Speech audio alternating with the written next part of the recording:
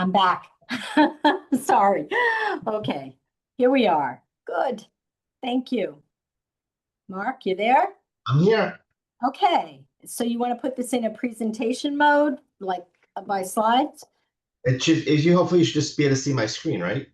Yeah, I can Okay, see it. We can okay, see that's it. all I need. That's good. Okay. Good morning, everyone. Again, sorry for being late. Really appreciate it. At this point, we want to get started right away. I don't want to take any more of your time. So, this is the Small Business Development Center. Thank you for your patience. We are so honored to have Mark Stone here to talk to us about sales tax this morning. If any of you are not a client of the Small Business Development Center, I urge you to become one, and you can have a one-on-one with an advisor to discuss your business and how it's going. And we'll give you all the resources you can. The workshops are an added bonus to our clients as well as the community. So I'm not going to take any more time. Mark, please, would you like to have questions as you go along, if they come up in the chat, or would you prefer to wait until?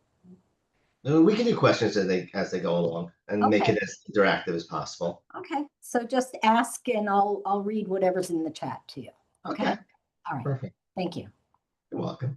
So, good morning, everybody. My name is Mark Stone. I own a firm called Sales Tax Defense, where I do exclusively sales tax consulting, and that's what we're going to talk about this morning.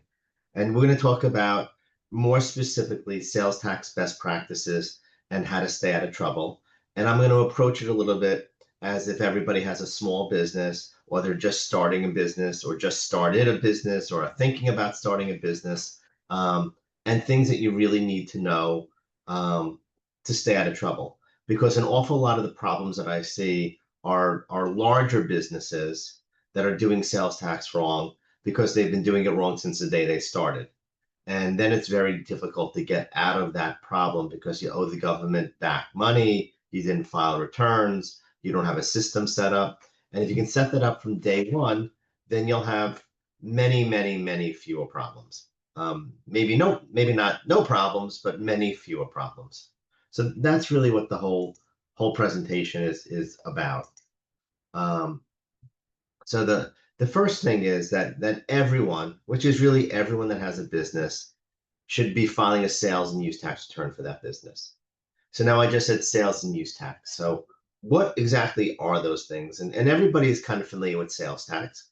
Sales tax is what we pay as individuals, as a business, as a consumer, when we walk into a store or order something or walk into a restaurant and the bill's $100 and the government charges us approximately another $8 or so on top of whatever the bill is. We're in a restaurant. We know the tax is $8. We know that the tip is roughly double the tax. That's a very common thing. But I said you need to file a sales and USE, use tax return. So what the heck is this use tax thing?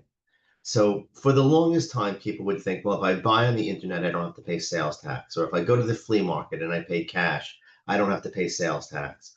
Or if the vendor just doesn't know better, and they don't charge me tax, I beat the government out of tax.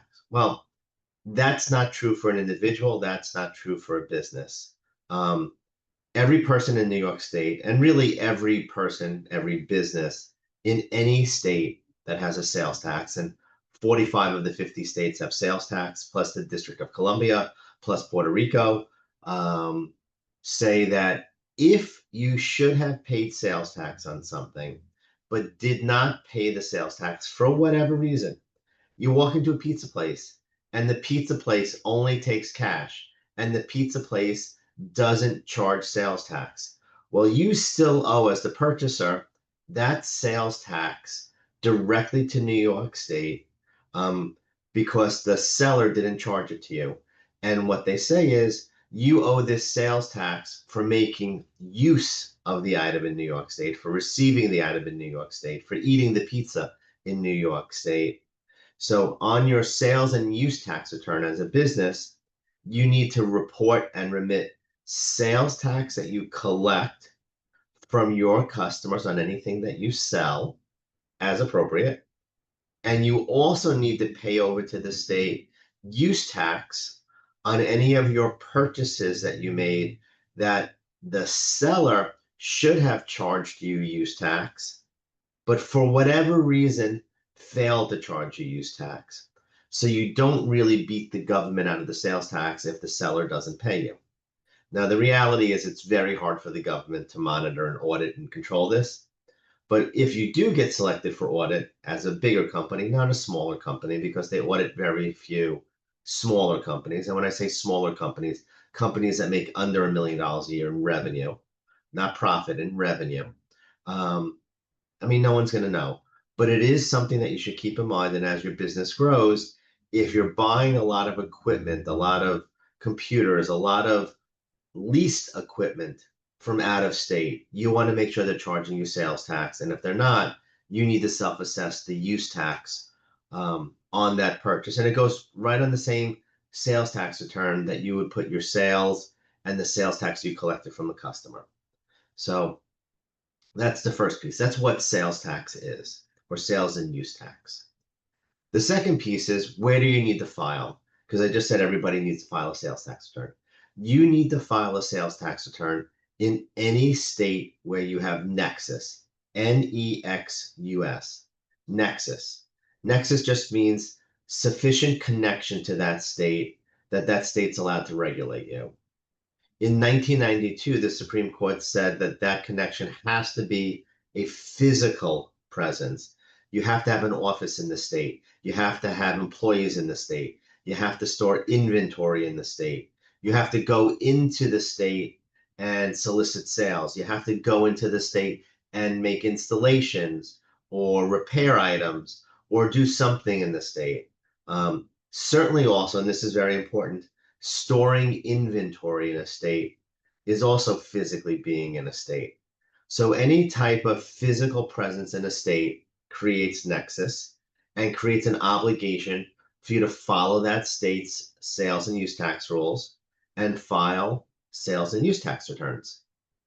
So in 2018, the Supreme Court expanded that definition of nexus and said you can have nexus either from having a physical presence in a state or from economic presence in a state.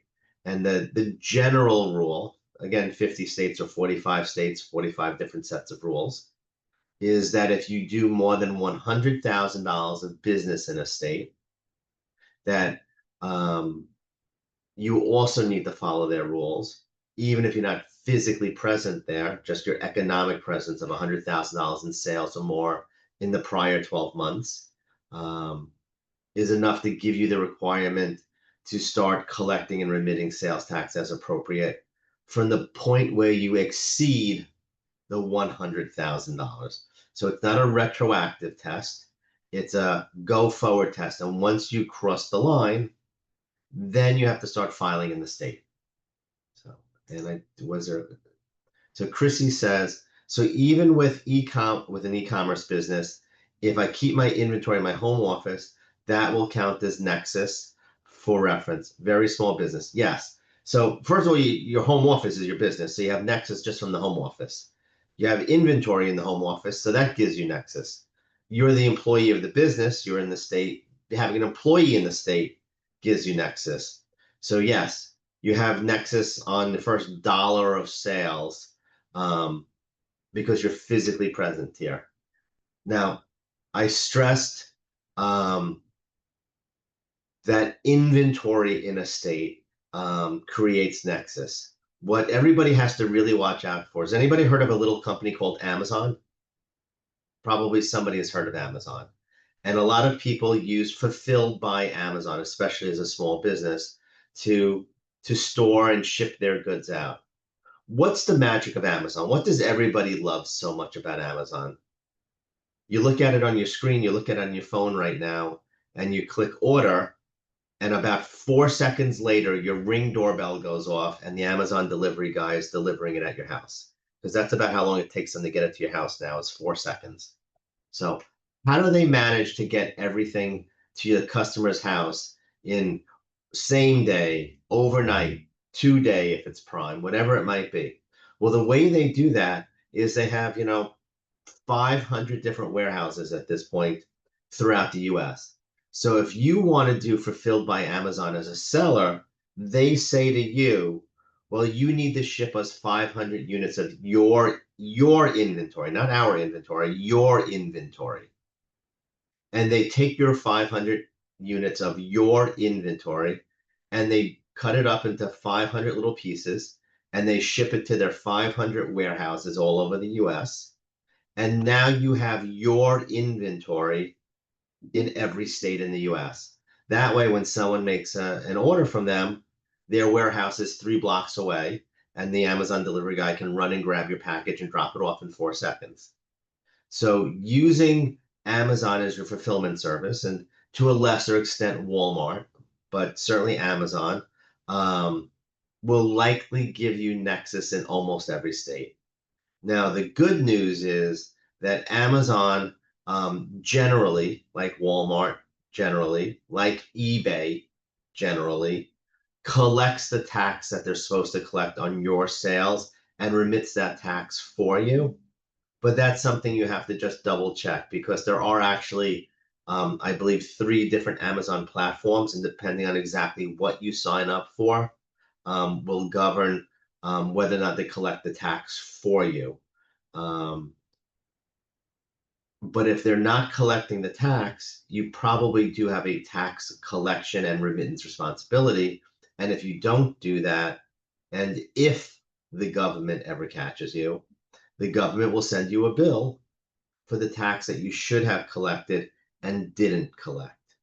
So that's really what you need to know about Nexus, is that in your home state where you're physically located, you already have physical presence. You really need to be filing.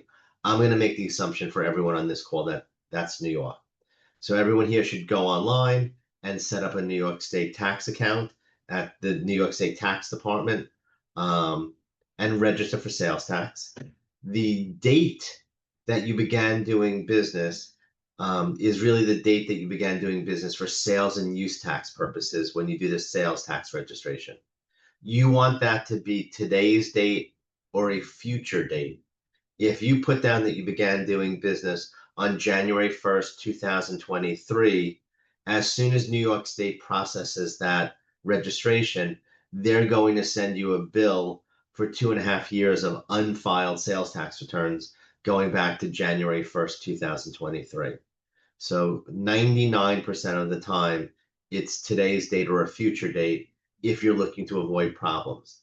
If you've been in business and collecting sales tax and not remitting the sales tax, then New York State has something called a voluntary disclosure program, where you go to them and say, listen, I made a mistake. I was collecting sales tax. I'm sorry. I didn't know how to do this. I'd like to come clean. They'll say you have to file the returns and pay the tax, but they'll waive the penalties and reduce the interest that you would normally pay. But you will have to pay the back tax and some interest on it. But that's how you get a prior period cleaned up.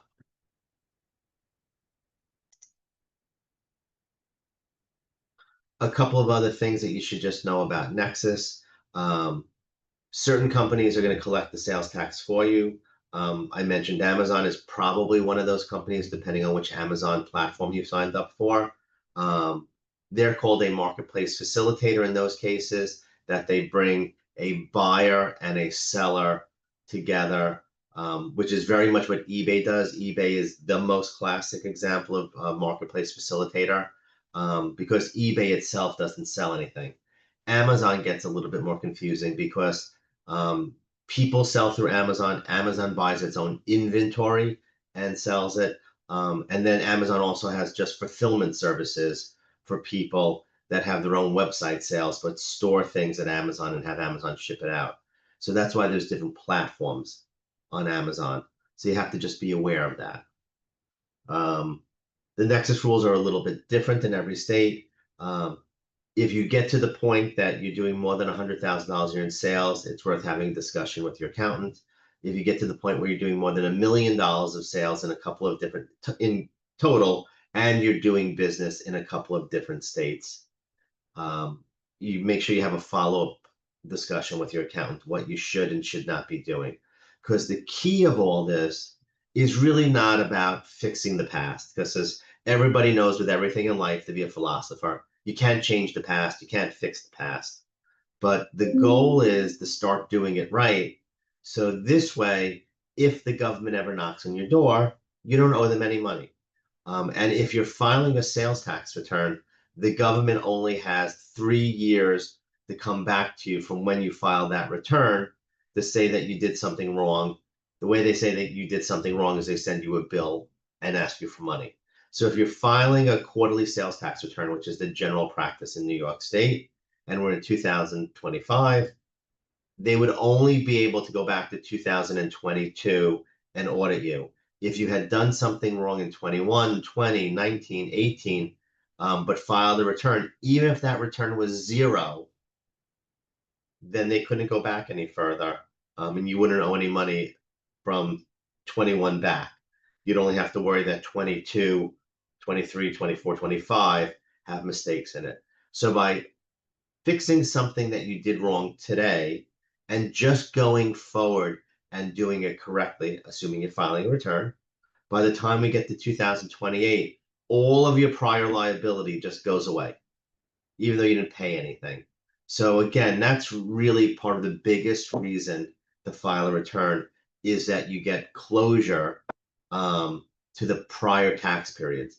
And that rule holds true for income taxes, for payroll taxes, for lots of different tax things, that if you're filing a return, the government has 3 years to look at that return. And if they don't look at that return within 3 years, right or wrong, it's dead and buried and we don't revisit it. So that's a very, very important thing. Another very important thing that goes along with that, I said, make sure you ask your accountant, ask your lawyer, ask me. My contact information is at the back of the slide package. It's the bottom of every slide.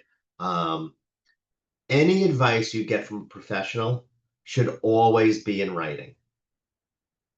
And you should expect to pay for that advice, because the adage that you get what you pay for is 100% true.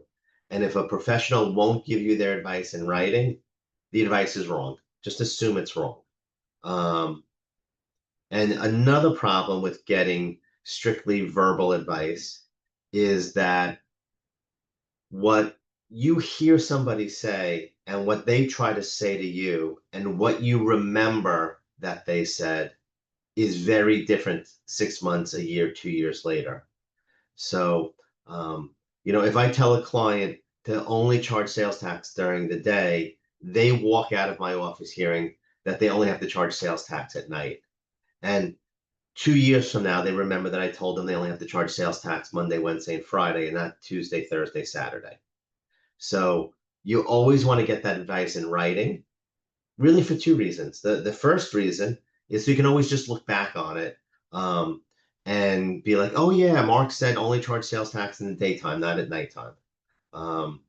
That's the first reason. The second reason, if somebody's going to put it in writing to you, they have liability. And if I don't do the right job and I give you written advice, you're going to sue me for your damages, or at least you have the right to sue me. So before I'm going to put something in writing to you, I'm not going to tell you something casually. I'm going to look it up. In what I write to you, I'm going to say only charge sales tax in the daytime, and I'm going to cite New York State Regulation Section 123 that says sales tax is only a daytime thing and not a nighttime thing. And obviously, I'm making this up. There's sales tax during the day, there's sales tax during the night, there's sales tax when you sleep, there's sales tax when you go on vacation. You never escape paying taxes. But you really want that advice in writing. Very, very important. And if your professional is unwilling or unable to give you that advice in writing, you should go to a different professional for that advice. And if your professional says that they know everything, then you need to go to another professional. If you go to your primary care doctor and he tells you that he does brain surgery and will set your broken ankle and knows how to replace your kidney for a kidney transplant, no doctor knows how to do all of that stuff. There's no accountant that knows all the different tax rules for the federal government, all the different types of taxes for the federal government, knows all the state taxes and all the different types of state taxes. It's just too much to know. There's no lawyer that knows everything about bankruptcy and commercial litigation and family law and trademarks. That's why there's different areas of expertise. So when your business needs specialized advice, it's not a bad reflection on your professional if they say, I need to refer you to an expert. It's actually a good reflection on your professional that they acknowledge that they don't know everything, because it's impossible to know everything. So watch out for the professionals that know everything, because their advice is probably not correct. And get that advice again in writing.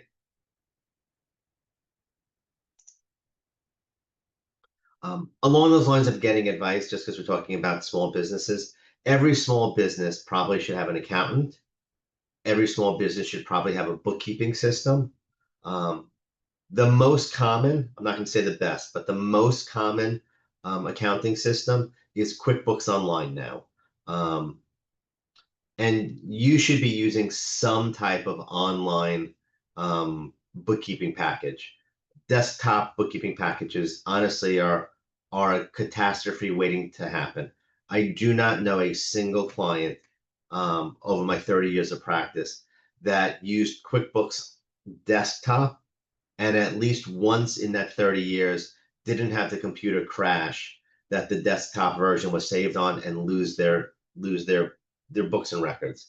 Now, maybe they had a backup copy and maybe they didn't, but really the best thing that you can do at this point is use an online bookkeeping system like QuickBooks Online. I don't own QuickBooks. I don't own the stock into it or anything like that. I'm not promoting QuickBooks Online, but a program similar to that. And there are other programs that do exactly what QuickBooks does, but you need to have one of those programs. Going back to sales tax. So once you decide that you need to file sales tax returns, how do you actually make that happen? You go to the New York State Tax Department's website. You register as a sales tax vendor. There's a whole online application. And I think it's a form DTF, Department Tax Finance, DTF, Department Taxation and Finance. 17 is the actual paper form, but now it's online with lots and lots and lots of drop-down menus. So you don't even have to type anything. It's all pretty much drop-down menus. Something else to know about sales tax. Sales tax is a fiduciary responsibility.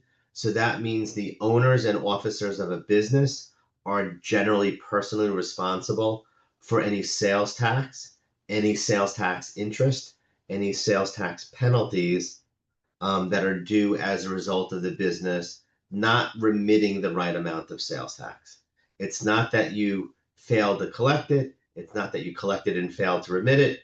If you don't get the right amount to the government, not only does the business owe the money, but you owe the money as well personally. It's a non-dischargeable debt in New York State. New York State has 20 years to try to collect from you personally if you don't pay your sales tax. And if you owe New York State more than $10,000 in back sales tax, they have the right to restrict or rescind your driver's license. So watch out for that. You don't want to be driving around with a suspended driver's license and then get pulled over to stop sign and get arrested because you owe New York State $11,000 and they suspended your driver's license. So please watch out for that. And that's not just a sales tax thing. That's just a tax thing for New York State. So if you don't pay your personal income taxes, you don't pay your payroll taxes, again, they can suspend your driver's license. So watch out for that. So register for sales tax. Usually in setting up your business, you'll have also registered with the Secretary of State in New York State. If your business wasn't formed in New York State, you'll have registered with the Secretary of State in your home state, wherever you formed the corporation. And then when you do business in New York, it's considered a foreign corporation.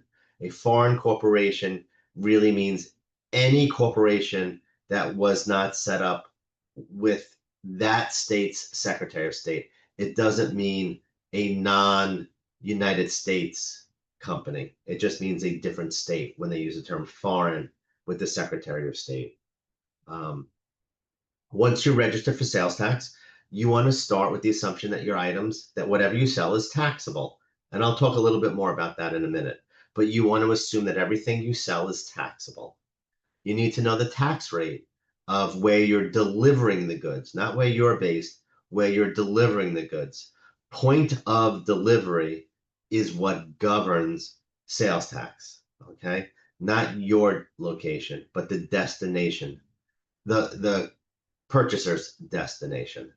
And if that purchaser is out of state, unless you have nexus in that other state, you don't have to collect that state sales tax because you don't have nexus there, and that state has no right to regulate you. So again, then that threshold was $100,000.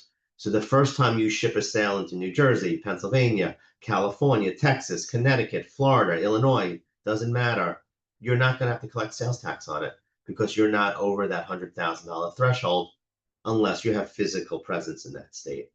So please watch out for that. Tax rates sometimes change by city. Tax rates sometimes change by county. In the US, generally, in New York, they generally change by county.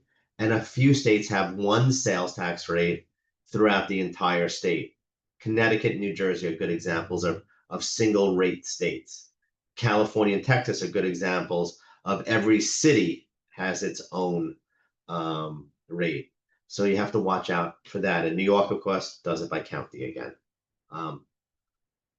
Once you start collecting sales tax, make sure you remit the sales tax. You remit the sales tax by filing your New York State sales tax return online at the New York State Tax Department's website, and then they pull the money out of the bank account that you tell them to pull it out of. Generally, you file returns quarterly.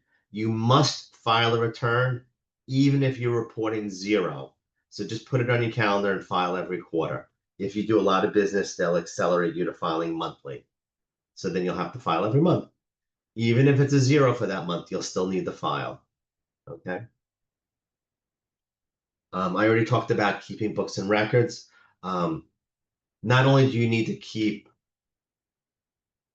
some type of record keeping system, which I'm going to again call QuickBooks, but you also need to keep the underlying invoices, your underlying purchase documents to support either your sales or support what you purchased, to prove that it's an expense, to prove that you paid tax when you purchased it, to prove what you sold. Credit card statements are not sufficient. You need the actual individual charges for every line item on a credit card. So don't think credit card statements are enough. Don't think bank statements are enough. They don't really show enough information.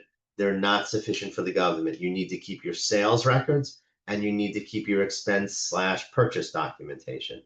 And you really need to keep that a minimum of 4 years, which is the current year plus 3 years back. I greatly prefer that you keep things 7 years. It's a much safer number. And now with electronic record keeping, and if you scan invoices, if you scan sales information, it's probably easier to keep it forever. I know for me, it's easier for me to keep records forever than for me to go back 8 years ago and figure out what records I want to delete from 8 years ago. It takes up, in practicality, no space on my server's hard drive. Storage is basically free. To go from 1 terabyte of storage to 2 terabytes of storage will probably cost your business $200. So you have virtually unlimited storage. So keep your records, all of your records, a minimum of 4 years, 7 years, better. Infinity is the best. The other thing I tell people is a lot of people like to keep their records in cardboard boxes in the basement. So if you didn't know this, tax auditors are related to gremlins. And the night before they do a tax audit on your business, they break into your basement and they carry wrenches and they open up all the pipes and flood your basement. And then all your cardboard boxes get flooded and all of your records get ruined and they get moldy and you have a mess. So if you want to stop the tax audit from breaking into your basement and flooding your basement, if you're going to keep paper records in your basement, you need to go out and invest in Tupperware, the giant Tupperware containers that they keep that they sell at Target and lots of other stores or at Amazon, and keep your paper records in plastic giant Tupperware boxes. You're not allowed to be cheap when you buy those boxes. You have to spend the extra $3 and buy the plastic lids that go with the boxes. And then after you put your records in those plastic boxes, you need to put the lid on and click the handles so your records stay safe. And you need to keep those records again at least 4 years. Really, not to be a broken record, but so important.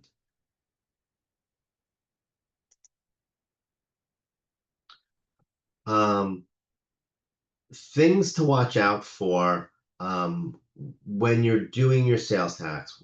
What's taxable? So I said you should start from the concept that everything is taxable. All right. If you think that your sales might not be subject to sales tax, you're an accountant, accountants don't charge sales tax. You're a doctor, doctors don't charge sales tax. You're a college or university, they don't charge sales tax on tuition. Well, then what you want to do is actually ask your professional, ask your accountant, ask your lawyer. I just want to confirm, is tuition subject to sales tax? And then your professional should write back to you in an email, in a memo, in something, in a fax, and say, no, in New York State, tuition is not subject to sales tax. And you're going to say, oh, great, and not think about it again. But then you have to think about, well, what else do we do? Well, if we're a college or university, maybe we sell books, maybe we sell food, maybe we even sell alcohol, maybe we sell tickets to a basketball game, maybe we sell pendants that go on the wall. So then you have to say, well, what about all of these other things that I sell? Are they subject to sales tax? So, and the answer is sometimes yes and sometimes no. In New York State, some clothing is subject to sales tax. Some clothing is not. Generally, $110 is the line in the sand. But if you go into a college bookstore, they sell textbooks. Are textbooks subject to sales tax? Well, textbooks generally are not subject to sales tax. But if you go into Barnes and Noble and you buy a regular book, you buy Shakespeare, you buy Harry Potter, those books are subject to sales tax. So there are nuances to the rules that you need to know. What if you go into a business and they sell two things for one price? They bundle it together. The classic example of bundling is Hickory Farms. Hickory Farms at Christmas time sells a cheese board with cheese on it for $99.99. If you walk into the supermarket and you buy cheese, cheese is not subject to sales tax. So you can buy $50 worth of cheese in the supermarket and not pay sales tax on it. You can also walk into Home Depot and buy a piece of lumber for $49.99. Lumber is subject to sales tax. So when Hickory Farms takes a piece of lumber and puts cheese on it and sells it for $99.99, they've now bundled that transaction together. And since they're selling the whole transaction for one price, the entire $99.99 is subject to sales tax, because the New York State government is not going to go and be like, well, I can go over to King Cullen and buy cheese for $50, and I can go over to Home Depot and buy a 2x4 for $49.99. So therefore, we're going to break it out for you, Hickory Farms. No, you're selling it as one bundle. The entire bundle is subject to sales tax. So that's the first thing that you need to know. The second thing that you need to know is what I call tax or a piece of paper. So you're selling something taxable. You're the lumber yard and you're selling 2x4s, and 2x4s are subject to sales tax. Your customer comes in and doesn't want to pay sales tax on it, because keep in mind, as the seller, it costs you very little money to collect sales tax and remit it. It really costs the customer the 8 or 9% that you're collecting and remitting to the government. So what you want to do is be like, well, if you don't want to pay sales tax on these taxable sales, you need to give me an exemption document. You need to give me a resale certificate. That means you're going to be reselling it. You need to give me an exempt organization certificate, which means that you're a charity. you need to give me a New York State governmental purchase order. That means you're part of the government. Whatever it might be, whatever the reason is that you're buying these items that are legitimately not subject to sales tax, you have to document it to me because I'm not the government. I'm just a seller, and my job is to collect tax. If you don't want me to collect the tax from you, you need to give me a piece of paper that I, the seller, show to the government if the government ever audits me to explain why I didn't collect tax from you and turn that tax over to New York State. So you want tax or a piece of paper. And a lot of times sellers get involved with, well, can't you just put down an out-of-state address? Can't you do this? Can't you do that? The joke, which is not a joke that I say to everybody, is stealing is wrong, right? Helping someone else steal is stupid. So if you're gonna steal, at least steal for yourself. Don't help someone else steal. Because if you help your customer steal from the government, then when the government audits you, you're going to pay your customers tax. So stay out of the business of stealing. If your customers want to do something wrong, then let that be on them. You want to charge tax or get an exemption document. I think I just saw someone had a question in the chat. No, that was just an internal Okay. paperwork thing. We're good. Thank Okay. you. Mhm. You're welcome. Sorry about that. So very important. And keep, again, those exemption certificates for a minimum of 4 years. 7 years is better. Infinity is the best. Okay. So keep that paperwork. Sales tax and income tax are slightly different accounting bases, slightly different rules, but they are pretty similar. So if you're reporting $5 million in income tax sales, it would be very atypical to only have $1 million in sales tax sales. So expect the government to send you a letter questioning why your income tax returns show 5 million and your 4 quarterly sales tax returns only add up to 1 million. Now, there might be a very good reason for that, and it might be very legitimate and very valid, but be prepared to explain that and document that to the government if that's your case. And the reverse is true also. If you have $10 million in sales tax sales and you report $1 million in income tax sales, expect them to say to you, why do you have such a big difference? And again, there may be a very good reason, but they look at that. So watch out for that.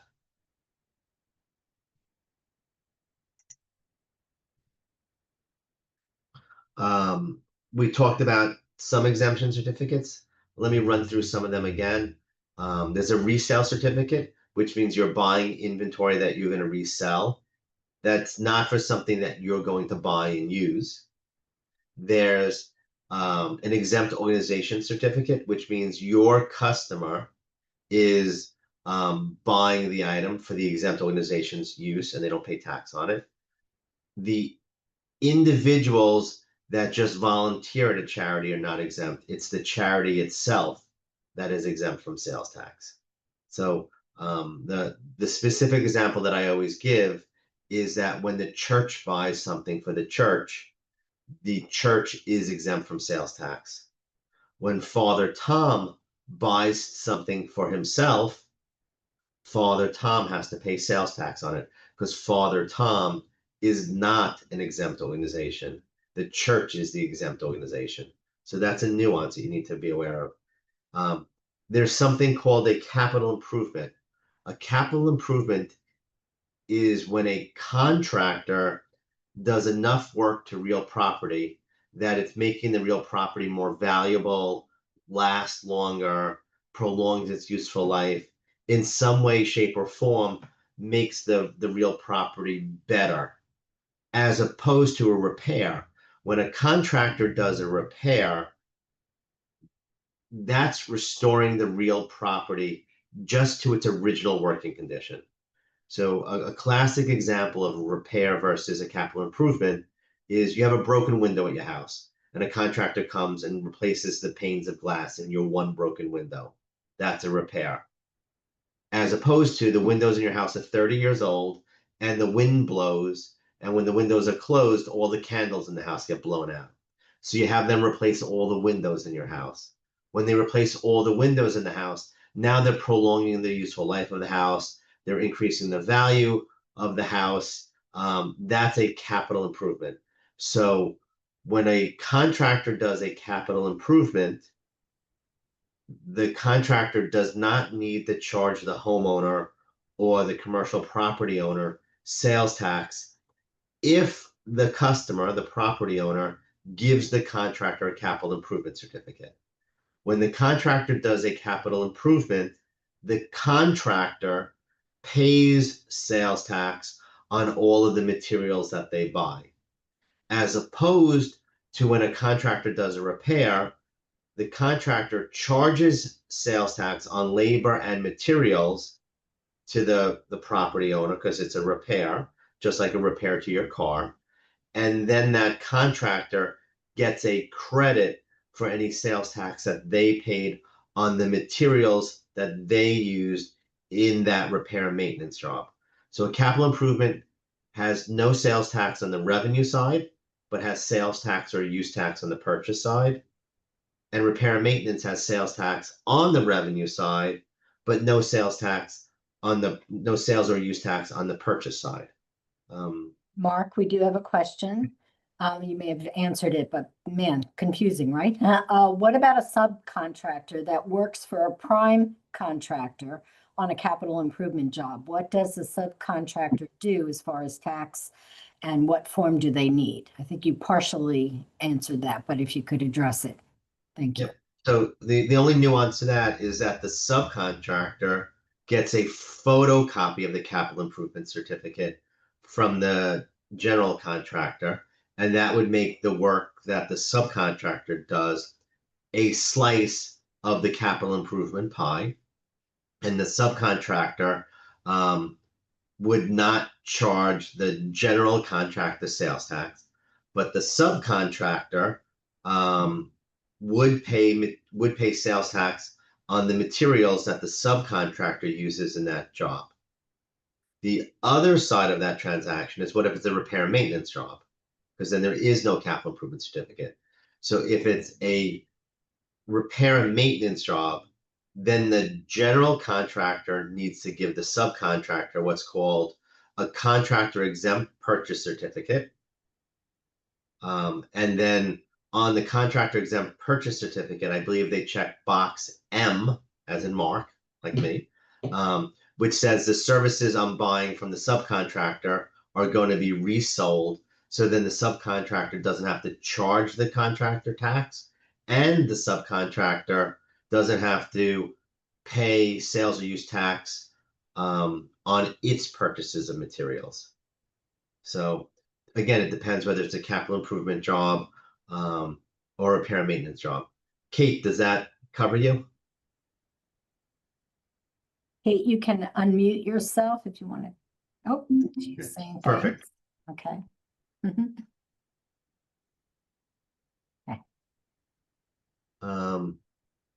So as I was saying, there's a distinction in New York between real property and tangible personal property. Real property might be a capital improvement. Real property is attached to the earth in such a way that it's not movable without destroying it. You can turn the earth upside down and shake it, it won't fall off. Tangible personal property, if you pick the planet up and shake it, it'll fall off the planet, like a car, like your desk, like a monitor, like a picture on the wall will fall off the wall. All sorts of things like that. Watches and a bar of soap and a toothbrush, all tangible personal property. In New York State, generally software is taxed as tangible personal property in almost every circumstance. If someone in this call happens to be an IT support person, there's more complex rules for software that is a separate conversation. In New York, utilities are generally subject to sales tax. Intrastate telephone calls that start and end within New York State, also are subject to sales tax. I mentioned repair and maintenance are subject to sales tax. Cleaning, landscaping are examples of repair and maintenance. information services in New York State, supplying someone with information, a credit report, leads for a business, a lot of title search information are all considered information services and are all subject to sales tax. Printing is taxable in New York. Generally, storage and parking is taxable when you turn over dominion and control of the item to the person doing the storing. If you give your boxes to Iron Mountain, that's taxable. If you give your car to the valet in a parking lot, that's taxable. If you rent a self-storage locker, that is not subject to sales tax because that's deemed to be the rental of real property. If you rent a parking spot on the grass in somebody's lawn, that's not subject to sales tax because you come and go as you please. And again, that's considered the rental of real property. Limousine services, black car services are subject to sales tax. Protective and detective services, bodyguards, private eyes are subject to sales tax. And in addition to all of that, in New York City, in the 5 boroughs of New York City has its own additional taxes at about 4.5% on anything that makes you look good or feel good. Weight loss clinics, gym memberships, haircuts, massage services, manicures, all of those different things that make you look good or feel good are subject to just New York City tax in the 5 boroughs. I saw a couple of questions. Oh, yep, Another question got it. is if it's applicable. We are a retailer acting as a contractor. We purchase some items to resell out the door, but many of our sales include installation. Should we be paying New York State vendors sales tax and then claim a credit on every single item we sell as a taxable sale? Yes, is the answer to that. Or should we not pay them sales tax, resale, and just report use tax every time? Really, what New York State wants you to do is pay sales tax on everything and then claim a credit. The reason for that is New York State is able to track when you claim a credit, but they don't know really when you're paying it, and they like to keep an eye on things. So really, the best thing that the rules requires, you're supposed to pay sales tax on everything and then claim a credit is the right way to do it. And when you claim that credit, you have to upload a spreadsheet with your New York State return listing all the items, not the invoices, just a spreadsheet listing all the items that you're claiming a credit on and the amount of the credit per item. Is a design a taxable service? So I'm going to take the word design to mean interior decorating and design services. If that's not right, please clarify. Interior decorating design services are subject to New York State sales tax everywhere in the state. They're also subject to county sales tax everywhere in the state other than the 5 boroughs. So interior decorating design services are subject to roughly 8.5% sales tax everywhere in the state, except in New York City, where they're subject to roughly 4.5% sales tax, because New York City itself does not impose a sales tax on interior decorating design services. Kate asks, what about out-of-state vendors? There's really no such thing as out-of-state vendors. There's vendors that have nexus in New York and vendors that don't have nexus in New York. If you have nexus with New York, because you either have physical presence in the state or you now have economic nexus in the state, you have to follow New York State rules and collect tax. If you don't have nexus in the state because you're not physically here and you don't have economic nexus, then you don't have to follow the rules.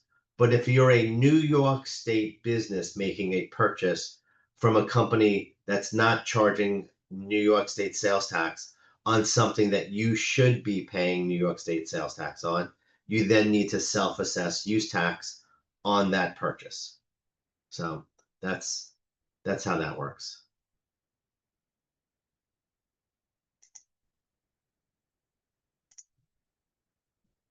Some things in New York State are not subject to sales tax. Food for human consumption is not subject to sales tax as long as that food is not served hot as long as that food is not what they considered prepared food. Prepared food is something that's ready to eat, like a sandwich. As long as that food is not catering, and as long as that food is not sold for on-premises consumption. So they're really looking for supermarket food that's not ready to eat, that's sold either by weight, volume, or quantity. Give me a pound of cold cuts is weight. Volume, give me a quart of soup. Or quantity, I'll take 4 pickles from the pickle barrel. That's supermarket style food, basically. Not sold hot, not sold for on-premises consumption. So that's the type of food that's not subject to sales tax. Medicine in New York State is not subject to sales tax as long as it's to treat a medical ailment. A big thing in the news for the past year or two is cannabis. Cannabis is subject to sales tax in New York State unless you have a medical card and you buy it from a medical dispensary. In that case, then you save the 13% sales tax that's kind of built into cannabis. But that's a good example of something there's this distinction between medicine and what's not medicine. When you buy regular cannabis, it's an entertainment item. When you buy it from a medical dispensary, it's a medicine. When you buy shampoo, which I have a lot of experience with, you pay sales tax on shampoo. When you buy dandruff shampoo, you don't pay sales tax on it because it's medicated, treating a medical ailment. Clothing is not subject to sales tax as long as it's sold for under $110 per article. So if you buy a jacket for $100 and slacks for $100, they're both not subject to sales tax. If you buy a suit for $200, the entire suit is subject to sales tax. If you're buying accessories like a handbag or a pocketbook or a wallet, those are subject to sales tax because they're not considered clothing. So, New York State has all of these definitions for all different things. Sometimes they have clear definitions, and sometimes things go to court because they wrote lousy laws and people don't know what they mean. And then the government says it means everything is taxable. And generally businesses like to say nothing is taxable, and they end up fighting about it in court. So a judge makes a decision whether or not cufflinks are considered clothing, whether or not a watch is considered clothing. Yes, Chrissy, accessories like earrings, hair clips, and that sort of thing does not count as clothing.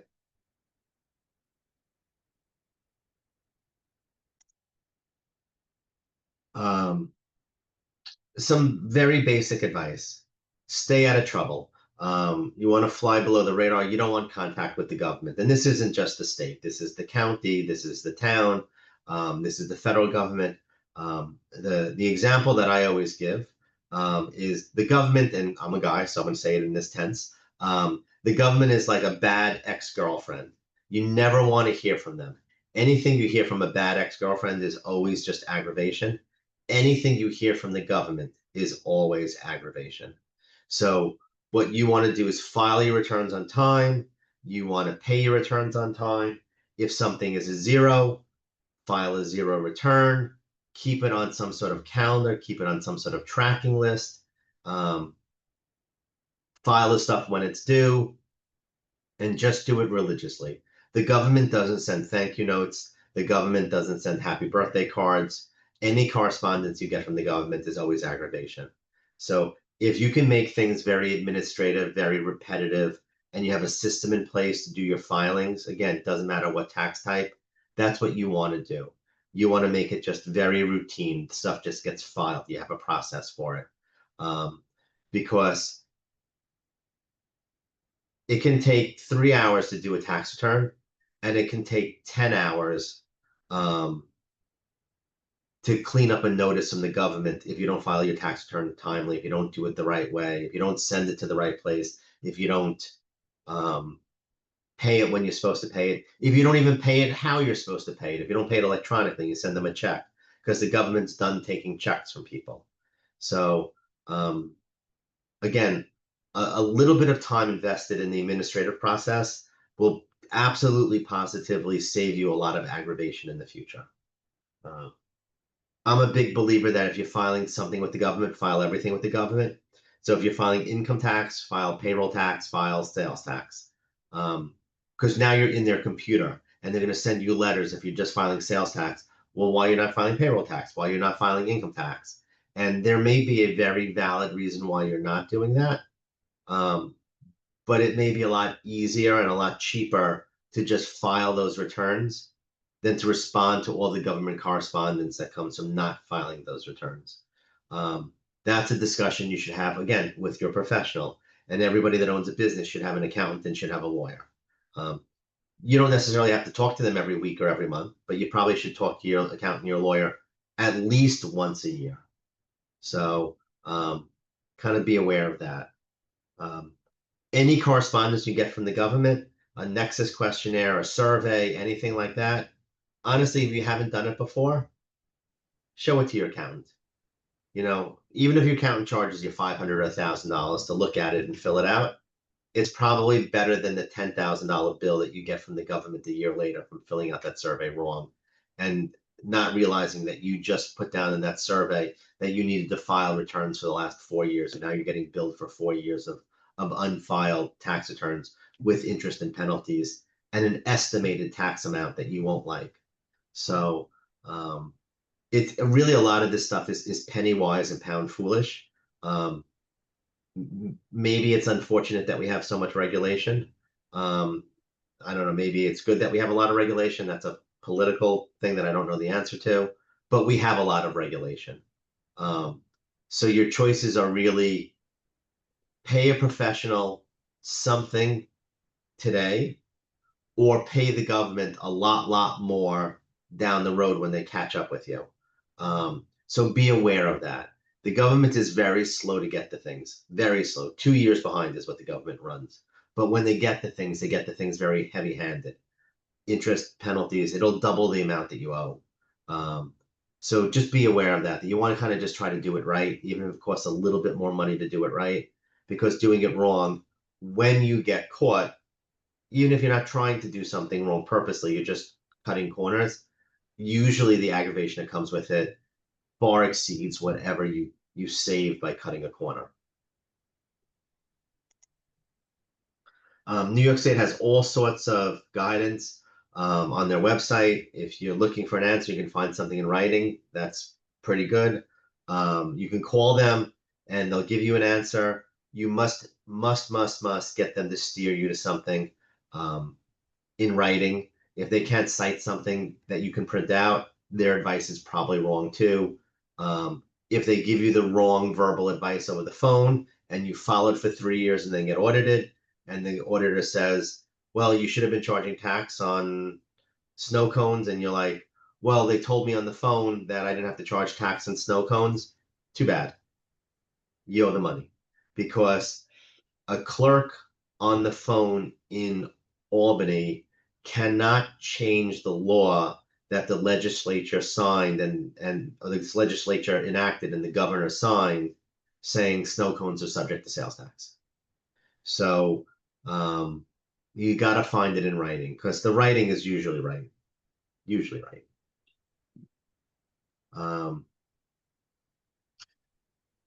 Again, we can register as of today going forward. This is what I started with. If you have prior tax periods that you have to file, we can do a voluntary disclosure. A lot of benefits that go with that, including penalty abatement, interest reduction, and honestly, they even waive criminal penalties if you intentionally did something wrong, and if they haven't caught you but you come clean, you get a complete pass on that by doing a voluntary disclosure. And this is my contact information and my firm's contact information. If anybody has questions after today, or if anybody has any more questions right now, you can absolutely unmute or put it in the chat. Well, that's pretty much it. I'm Mark Stone. Mark, that was terrific. Oh my goodness. I watch you every time and I still don't know what I'm doing. And I'm sure a lot of people feel that way. There's so much to know, but you clear up the clouds and it's getting clearer now. And thank you so much for your time. And again, apologies for the beginning and how we got started, but it looks like you were able to get through everything. And I really appreciate your time. And we're so lucky to have you as a presenter. And I encourage everybody to use Mark if this is something you're setting up for your business or you get into trouble. He's got a great firm that can help you with this specialty. So thank you, everyone. As I put in the chat, there will be a survey that pops up when you exit this workshop. So please take a moment to do that survey. It's very important to us just to get the feedback we need to plan for the future. We're always looking for topics of interest. So again, Mark, thank you, thank you, thank you, thank you for everyone attending. And we will see you all soon, I hope, at the next workshop. Thank you very much. Thanks, Mark. Bye-bye. Bye-bye.